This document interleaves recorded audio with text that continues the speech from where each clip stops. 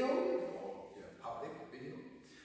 If you don't know me, my name is Naseem. I am practicing and teaching Ziranmen. If you don't know what Ziranmen is, imagine Tai Chi without forms. Then you have Ziranmen.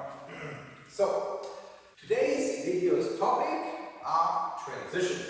So, for example, when you practice Bagua or Xingyi, you maybe have some, or maybe a lot of transitions in your repertoire.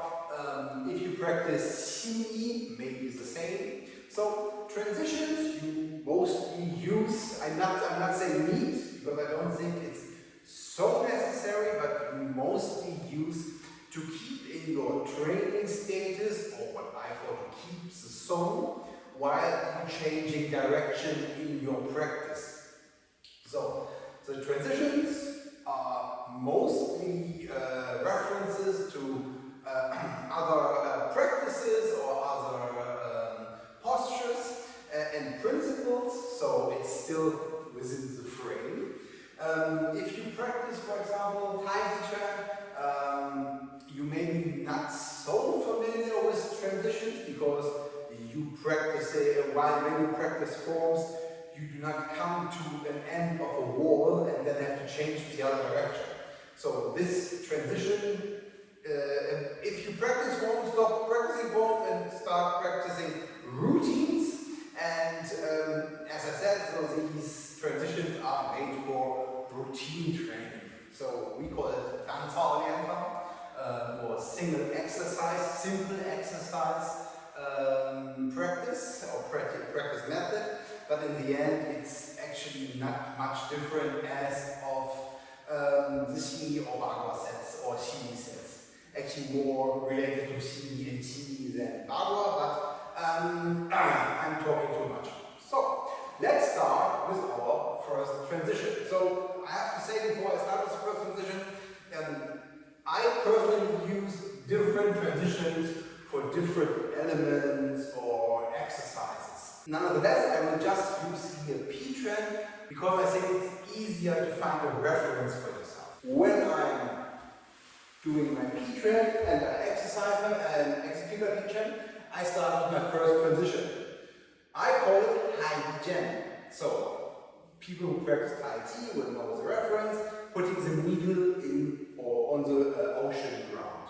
So, one stepping forward, turning in, the other hand stretching out while the foot is turning here, and the hand that's stretched out swims forward so that both hands are meeting. P-trend, moving open and in. Important, do not just turn in this direction. You want your pelvis to shift inward here without moving here, and create space so that you can pressure over your shoulder girdle to the front. It's like if you want to peek with the spear upwards. Second transition. I call it bowling, but it's actually a shadow hand. Again, I'm here in P-trend.